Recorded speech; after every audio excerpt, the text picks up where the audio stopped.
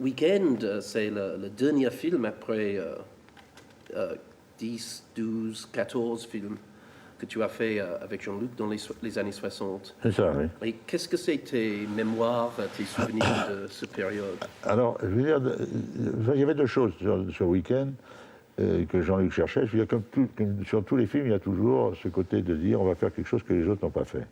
Bon, alors là, on avait fait quand même pas mal de choses que les autres n'avaient pas fait. Alors là, si on veut, l'idée s'était un peu rétrécie. Alors il avait décidé de tourner ce film-là en utilisant une pellicule le plus rapide possible du marché et en la faisant développer pour augmenter la sensibilité. Bon, de manière à avoir une pellicule très, très, très sensible. Alors, je veux dire, ça fait un gros inconvénient parce que pour faire la prise de vue dans la journée et tout comme ça, on était obligé d'enfiler des filtres pour couper de la lumière. C'était pour cadrer, il fallait mettre, dès qu'on avait sorti la caméra, il fallait se mettre des lunettes de soleil parce que sinon on était ébloui. Bon. Et puis la deuxième chose, c'est qu'on lui avait imposé de prendre Mireille d'Arc, et c'est pas elle qu'il aurait voulu avoir. Bon, en plus de ça, il n'aimait pas du tout le producteur là, qui était la Comasico, parce que on racontait, enfin c'est Jean-Luc qui m'avait raconté cette histoire, qu'il soi-disant il avait des salles de cinéma en Afrique, et puis il s'était arrangé avec ses collègues qui étaient planteurs, etc. Et quand on payait les ouvriers, on leur retenait le prix des billets de cinéma. On leur donnait le billet de cinéma quand même, mais on leur retenait, c'est-à-dire qu'ils étaient obligés d'acheter une place de cinéma. Alors Jean-Luc, naturellement, avait trouvé ça absolument scandaleux. Donc, une des idées maîtresses de ce truc-là, indépendamment d'essayer de faire ce que les autres ne faisaient pas dans le cinéma, c'était aussi d'emmerder le producteur. Et comment il l'a emmerdé? Il l'a emmerdé parce qu'il avait décidé que la première semaine, on ne tournerait pas. Alors le producteur a dit, si on ne tourne pas, c'est pas la peine qu'on commence. Et il a dit, mais si, je veux que tout le monde soit payé parce qu'on ne tourne pas, mais si par hasard j'ai une idée, je siffle et tout le monde arrive et on tourne. Bon, et puis après, il n'avait pas dit, la deuxième semaine, on fait que 9h midi, c'est-à-dire on ne tourne que le matin.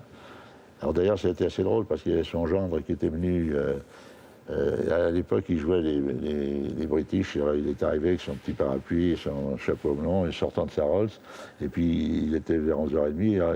Il voit les ouvriers qui étaient en train de charger le matériel. Il dit, on change le décor. Ah ben non, monsieur, aujourd'hui, cette semaine, c'est que le matin qu'on travaille. Et puis après, il a eu cette idée aussi de faire ce travelling qui était soi-disant le travelling le plus long du monde.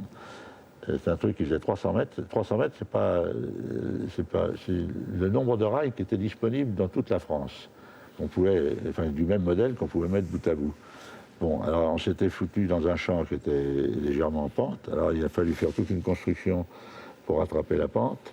Une construction assez solide parce qu'il fallait mettre dessus 2 chariots de travelling, le crabe de lit qui fait 250 kg. C'est-à-dire qu'on a mis pratiquement, les constructeurs, ils ont mis pratiquement une semaine pour monter ce truc-là. Et alors on a passé la journée pour faire ce tournage, qui était assez compliqué à mettre en place. Et quand le film a été au montage, il a coupé le travelling en deux. Il y avait une première partie de 150 mètres, puis la deuxième partie. Alors après, il y a eu beaucoup de choses comme ça. C'est-à-dire, c'était sur de la musique, de faire la caméra qui tourne sans arrêt. Alors à l'époque, c'était assez compliqué parce que les caméras étaient encore alimentées avec des moteurs triphasés, c'est-à-dire donc il fallait qu'on fasse un certain nombre de tours de fil avant pour que ça se déroule au fur et à mesure qu'on tourne, pour ne pas se coincer. Bon. Enfin, c'était, pour le reste, à part qu'il était de mauvaise humeur pendant pratiquement tout le film. Et ça, c'était normal ou pas normal? Je veux dire, c'était normal, je veux dire, dans la mesure où, a priori, il y avait un certain nombre il y avait des choses qui l'agaçaient, en particulier, je pense, la comédienne, qui était charmante, mais la pauvre malheureuse, c'est elle qui supportait les crises. Bon, et puis peut-être aussi les rapports qu'il avait avec le producteur. Oui. À la fin du film, il dit fin du cinéma. Oui. Et on m'a dit qu'il a dit à son équipe, qui était son équipe pour 5, 6, 7, 8 ans, oui, qu'il n'attend plus de travailler avec lui. Moi, je n'ai pas de souvenir là. je n'ai pas du tout ce souvenir-là. Mais en fait, je veux dire, c'est vrai qu'à ce moment-là, comme il m'a dit un peu plus tard, il m'a dit qu'il a eu la révélation qu'il était marxiste-léniniste et que de ce fait, il ne pouvait plus faire de film avec l'argent du capital. Tellement comme l'argent il vient du capital, c'était un peu plus compliqué de trouver pour faire des films.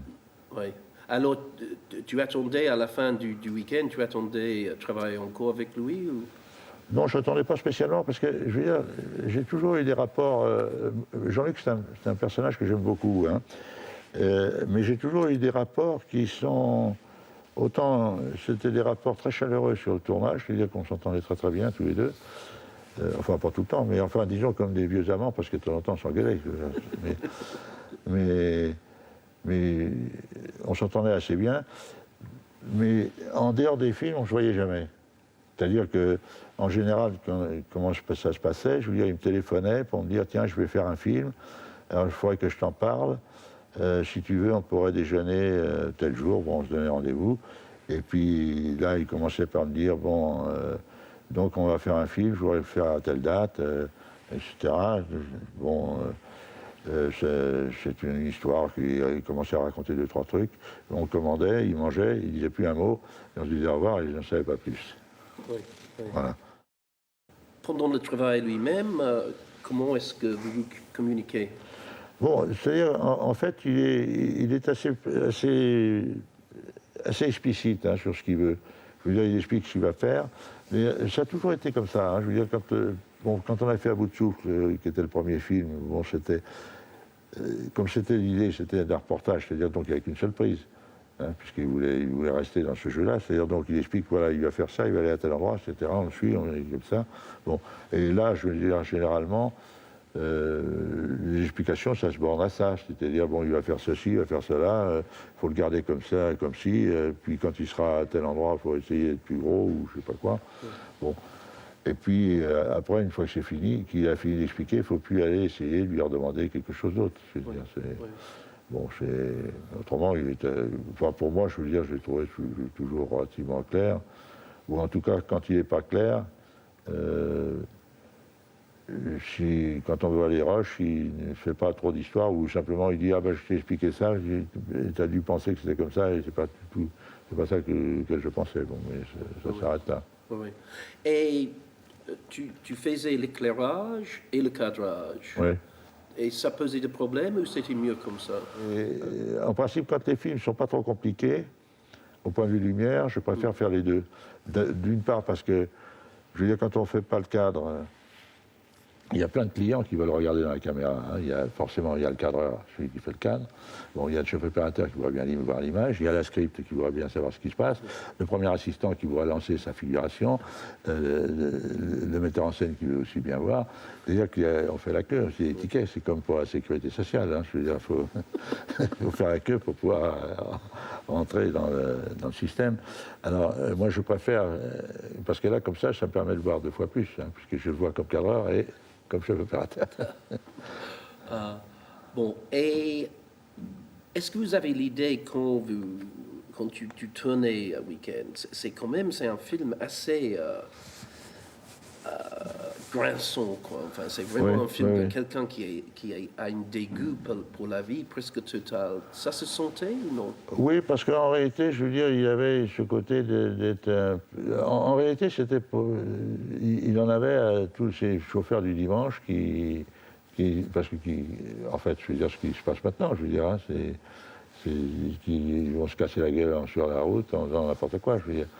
En fait, c'était ça l'idée, je veux dire. Là-bas, indépendamment de toute une histoire politique, il a greffé dessus un peu plus dans l'histoire. Et il semblait plus sombre, plus noir dans le tournage ou non? Non, c'était pas... Non, là, il commençait à dériver un petit peu, disons, à partir de... Quand on a commencé par la chinoise, il était un peu plus... Bon, là, vraisemblablement, il a dû être un peu agacé de la réaction des Chinois à propos de la chinoise.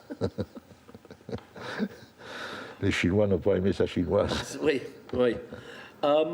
Et vous avez dit que Mireille Darc, parce que Mireille Darc, quand même, ça, c'est un rôle assez bien. Enfin, elle joue Oui. la femme moyenne bourgeoise extrêmement bien. Oui, oui. Oui, oui, mais en même temps, il faisait un report sur elle. Je veux dire, bon, par exemple, il essayait de. Bon, comme il faisait quand il faisait du stop, il a fait mettre sur le dos, les jambes écartées, pour qu'on voit son cul, et tout ça. Je veux dire, mais ça faisait partie, bon, de ce que les gens auraient pu faire dans la vie pour arrêter une voiture, mais en même temps, ça lui plaisait de l'humilier quand même. Oui. Et ça, c'était normal? Enfin, c'était... Non, mais je veux dire, Jean-Luc, il a fait de temps en temps des transferts comme ça. Je veux dire, un peu plus tard, il aura fait, quand on a joué, quand on a fait pendant Carmen, il a fait la même chose avec la petite hollandaise. Maruschka Detmold. Maruschka. Il y a des moments où, je ne sais pas pourquoi, c'est assez curieux parce que je veux dire,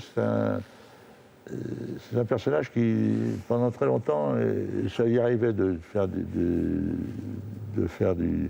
disons, de faire de la peine à des gens de l'équipe, et il s'excusait toujours. Hein. C'est-à-dire, c'était aux filles, il a racheté un bouquet de fleurs, ou il leur faisait envoyer des fleurs s'il ne les envoyait pas tout de suite. C'était les garçons où il allait leur dire qu'il a eu tort de dire ça, où il faisait un petit mot en disant que j'étais fâché, bon, c'était rien.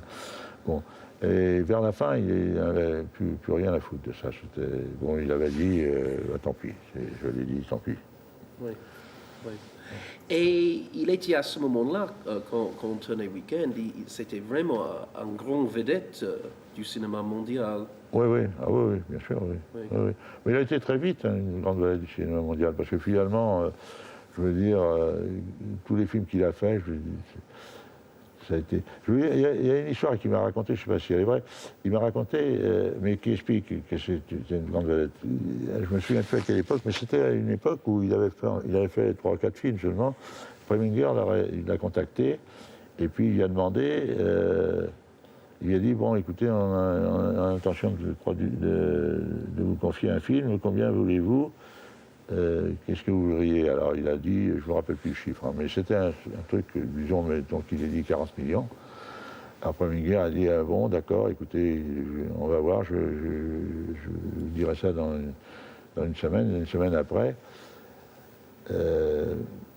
Preminger vient rencontre Jean-Luc et il dit à Jean-Luc, bon, écoutez, 40 millions, vous savez, c'est énorme, hein, c'est vraiment énorme.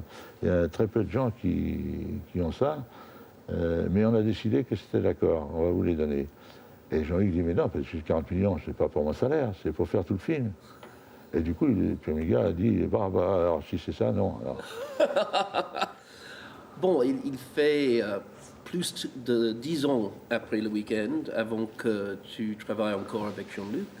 Ouais. Tu as eu des contacts avec lui pendant cette période?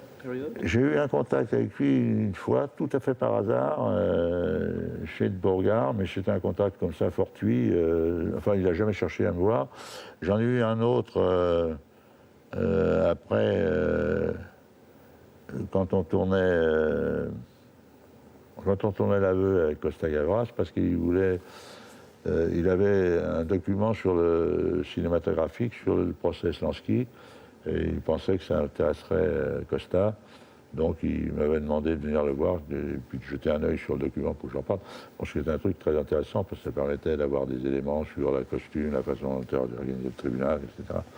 Bon, mais en fait, il y avait un de ses collègues qui y avait pensé avant, et qui l'avait vendu à Costa. C'est-à-dire qu'il y a Jean-Luc qui arrivait après. Donc, c'est pas fait. Et après ça, comment le contact est repris? Après, il m'a fait contacter par sa secrétaire, une secrétaire, pour me demander si éventuellement je serais d'accord pour faire un film pour lui. Bon, j'ai répondu comme d'habitude, je disais, quand il s'agit d'un film avec Jean-Luc, je suis toujours libre, je m'arrangerai. Et peut-être 15 jours, 3 semaines après, il me dit, bon, Jean-Luc est d'accord, il accepte votre candidature. Je n'étais pas candidat du tout, enfin bon. Et puis, comment est-ce que c'était la réunion après, disons... Oh, ben, je veux dire, la réunion a été bon, il faut raconter, c'est parce que alors il m'avait donné rendez-vous au studio de Boulogne, non, de Billancourt, au studio de Billancourt. Bon, alors, comme j'étais pas à Paris à ce moment-là, donc c'est un endroit qui est très difficile pour stationner les voitures. Alors donc j'étais parti très très tôt. Et puis, comme toujours, quand c'est comme ça, je suis là, pouf, j'arrive, je trouve une place tout de suite, je me gare. Alors bon, j'étais en avance de à peu près 3/4 d'heure. Je dis, bon, je vais aller au bistrot. Il n'y avait qu'un seul bistrot dans le coin. Et Jean-Luc était là, déjà. Pas rasé, avec les lunettes noires, ce qui est très mauvais signe. Et il me voit, alors il me tend une main comme une serpillière, toute molle, comme ça, en me disant ah, bonjour Raoul, hein. Bon, alors on a téléphoné à Storaro, alors il m'énumère tous les grands chefs opérateurs de la planète, et il n'y en a aucun qui était libre, alors il n'y avait plus que toi. Eh ben, je dis, tu vois, ça sert à quelque chose de ne pas partir en vacances. Bon, et puis, voilà, puis finalement il m'a dit, et finalement on va faire ce film-là, on va prendre 2 opérateurs. Eh ben, je dis, ça c'est une très très bonne idée. Alors, il y en avait un qui devait faire le studio, c'était moi, et puis un opérateur suisse devait faire tous les extérieurs. Bon. Mais pourquoi pas? Oui. Mais c'est pas passé comme ça. Mais ça, c'est une autre histoire. C'est une autre histoire, c'est Si sûr, on- un autre film. Si on rentre à week-end, est-ce qu'il y a des autres souvenirs de cette période? Non, je veux dire, je sais que... Il y a une chose qui m'avait frappé dans cette histoire, c'est que, toujours pour faire chier son producteur, il avait décidé alors, le problème, c'est que c'était des accidents, donc il y avait toujours des voitures qui étaient très esquintées. Il avait décidé de foutre en l'air sa voiture. Bon, et c'est un truc assez curieux parce que je veux dire, les gens, finalement, ils aiment bien la voiture en général. Hein. Et c'est la première fois que je vois un gars qui arrive avec sa bagnole, était en très très très bon état, elle était presque neuve. Dans la production, il avait gueulé parce qu'il trouvait que c'était très cher d'acheter cette bagnole. Une Alfa Romeo qui était bleue. Et il a pris une grosse masse et puis il a tapé sur sa bagnole pour la casser. Et ça m'avait frappé parce que je me suis dit, c'est incroyable, je veux dire, parce que même les gens, quand leur voiture, ils ont des ennuis avec, ça les embête de taper dessus. Hein. Oui, oui. Bon, les gens qui vont voir Week-end, c'est presque 40 ans depuis qu'on l'a tourné. Ouais. Qu'est-ce que tu dirais aux gens qui vont le voir? Non, mais je pense que le problème de Jean-Luc, je veux dire, c'est... Moi, je veux dire, j'ai pas revu hein, depuis que j'ai tourné, donc je n'ai pas d'opinion pour l'instant. Bon, en même temps, je suis assez mauvais juge sur ces choses-là, parce que quand je veux dire, les rapports qu'on a par rapport à un film, ça correspond à la vision du film fini, ce qui veut dire, c'est l'émotion qu'on en a, et plus la façon dont ça s'est tourné, les rapports qu'on a eus avec les comédiens, avec l'équipe, avec des choses comme ça. Je veux dire, donc c'est un truc qui est...